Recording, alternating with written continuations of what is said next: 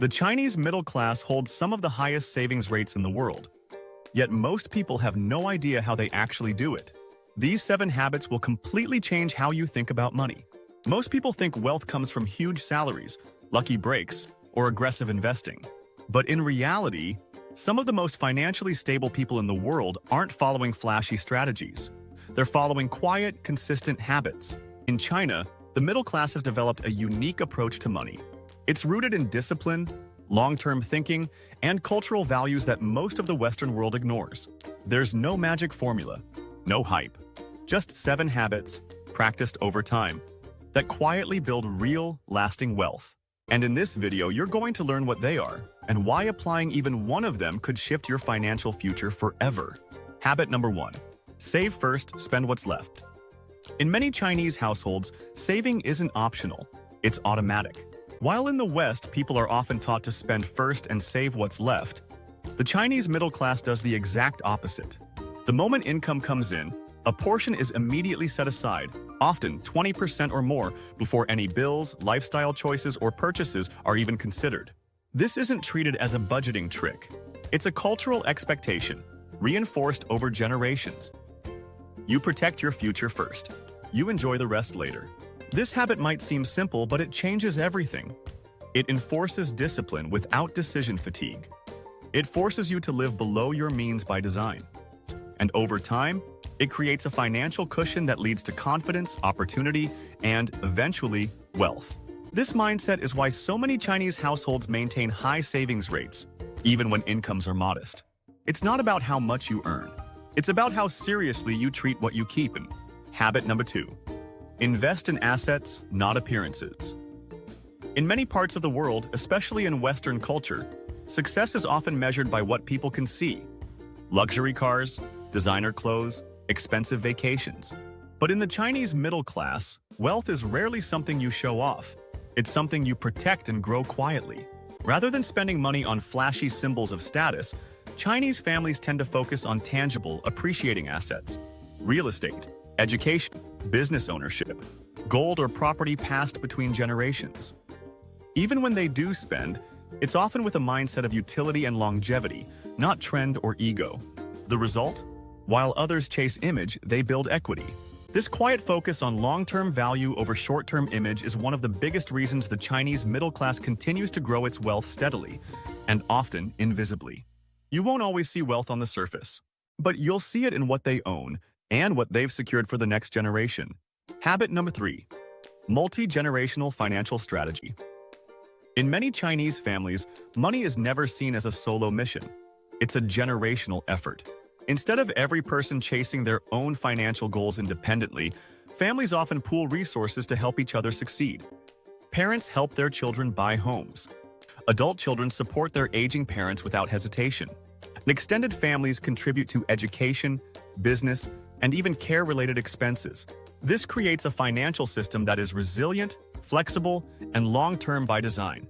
In the West, financial independence is often seen as a sign of strength. But in Chinese culture, interdependence is the strategy. When wealth is built as a family unit, the outcomes are dramatically different. Less debt, faster access to home ownership, stronger support networks during financial crises. This habit turns generational support into generational wealth. And it's one of the most overlooked advantages of the Chinese financial mindset. Habit number 4. Treat education as a financial asset, not a cost. In the Chinese middle class, education isn't seen as an optional step. It's viewed as a foundational investment. But the key difference isn't just in how much they spend on education, it's in how strategically they approach it. From an early age, academic achievement is emphasized not just for prestige, but as a vehicle for upward mobility and long-term financial stability. There's a deep-rooted belief that education isn't just a phase of life. It's a lifelong advantage that compounds over time, just like any smart investment. Families will often sacrifice personal comfort to afford high-quality education, prioritize tutoring, extracurriculars, and long-term academic planning. Select careers based on stability and future earning potential, not passion alone. Encourage fields with high ROI like engineering, medicine, finance, or tech. In this context, student loans are seen as a last resort, not a given, because the goal is to maximize the return, minimize the risk. Even after formal schooling ends, the mindset of constant learning remains. Whether it's through certifications, side businesses, or skill development, education is treated as a financial lever, not just a personal milestone. This attitude builds a powerful foundation. It increases lifetime earning potential, reduces career-related risk, encourages delayed gratification and planning, and instills discipline that carries into other financial areas. While others may see education as an expense or a checkbox, Chinese middle-class families see it as capital, something you invest in, nurture, and leverage. That's not just smart parenting. It's long-term wealth building at its core. Habit number 5. Build businesses, not just careers. In many Chinese families, the path to financial security doesn't stop at getting a good job. While formal education is deeply respected, there's also a strong cultural undercurrent that encourages entrepreneurship, often quietly and early. Whether it's opening a small store, managing rental properties, running an online business, or investing in local ventures, many Chinese middle-class families see business ownership as a crucial step toward long-term freedom. The logic is simple. A job gives you income. A business builds equity, control, and generational wealth. This mindset is passed down early. Children often grow up watching their parents run small family businesses, restaurants, markets, logistics, tutoring centers, or e-commerce shops.